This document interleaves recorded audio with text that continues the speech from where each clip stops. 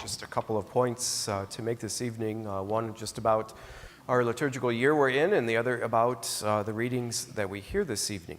The difference between last week and this week is pretty striking. Last week, if you recall, we gathered and we celebrated the feast of the Epiphany of the Lord. And the church looked very different. We still had the Christmas tree up, and the creche scene was over here of Mary and Joseph and the shepherds and the baby Jesus and such.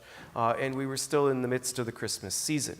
But that has all ended, and now the church looks very different. Christmas is gone, and remnants of it are no longer here. Maybe a few poinsettias. I guess the poinsettias are all gone too. Some of the other churches has poinsettias. But for the most part, it's very, very different. We have moved into a different period of our liturgical year, which we call ordinary time. Now, I never have really liked that word ordinary time. That phrase, ordinary time, because in the English language, the word ordinary, generally when we use it, it doesn't really equate to anything very special. You know, like, well, this cup of coffee I had this morning was just ordinary, you know, or that new car that I bought was ordinary, or whatever it may be.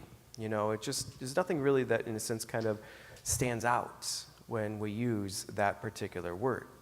And if you stop and think about it, when the notion of time, there is no time, and especially God's time, that is not sacred.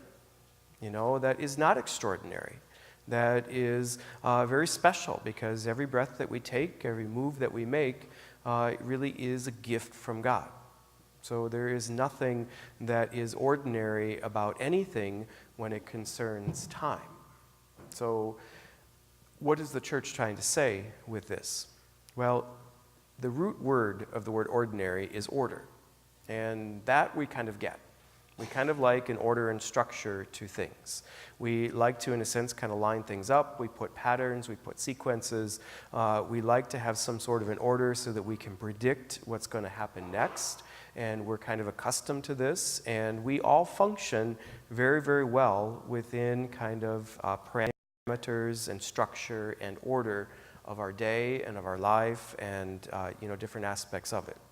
You know, if I would have come in here this evening and gone to the altar and immediately had Gavin start bringing me stuff from the side table and jumped into the Eucharistic prayer right away, and then we had communion, and then we finished that, and then we did the readings, and this would be the last thing that I would be doing today is the homily, you'd probably cart me out of here and take me to the hospital, you know, because you'd be going, that's not the way we do things.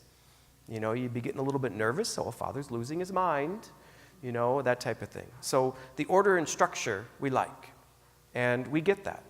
So when it comes to the word ordinary time within the church, we are talking about a structure and an order, particularly to our readings. That we take the gospel reading and we read chapter 1, chapter 2, chapter 3, chapter 4.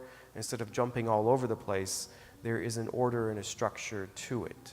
So that's what we mean when we talk about ordinary time, and that is the part of the liturgical year that we have now moved into, and we will do this until Lent and Easter, and then we'll go back to ordinary time. The readings that we have, and always on the very first Sunday of ordinary time, are about the call that God gives to us. The disciples we hear about today in the gospel, and also I think with that very dramatic first reading that Sheila read this evening about young Samuel. Young Samuel, if you read earlier in that particular book of the prophet Samuel from the Old Testament, you see that Samuel's mother was so overjoyed that she had this child, and she begged the Lord for a child. And that when Samuel was born, she took him to the temple and said, I'm going to consecrate this child to the Lord. And she left him there in the temple with the priest Eli and said, teach him the ways of the Lord. And so Eli did that. So Samuel is kind of a young child, where we pick it up today, and he is laying in his bed in the temple. He's probably maybe about Gavin's age here. And all of a sudden the Lord says, Samuel, Samuel. And he thinks that Eli is calling him, and so he runs to Eli and says, you called me. And Eli says, no, I didn't. Probably, half asleep, and says, just go back to bed. And so it happens again, and Samuel goes to Eli and says, you called me. And Samuel says, no, go back to bed. And it happens again, and then Eli understands what's going on. It is not, the boy is not dreaming, but he is having a vision from the Lord. So he says, go back to bed, and if you are called again, to simply say, speak, for your servant is listening.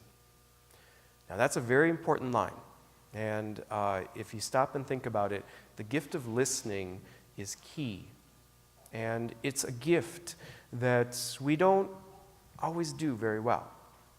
And I think in our day and age, we've become so distracted with different things that it's hard for us to listen at times, because listening requires us, in a sense, to kind of settle down.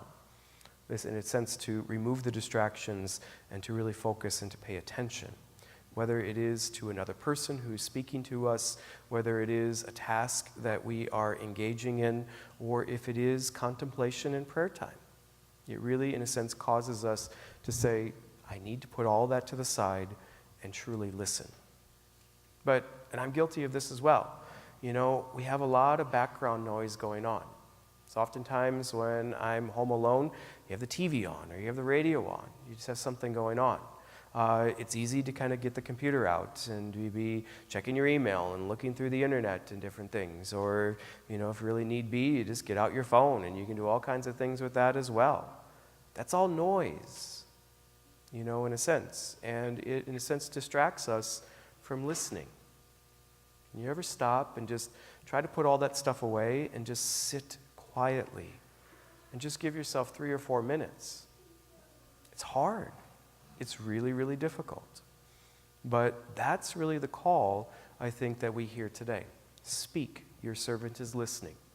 But to listen, we have to get rid of all the other stuff. And I think that's the challenge, and that's the call that we hear in our readings today.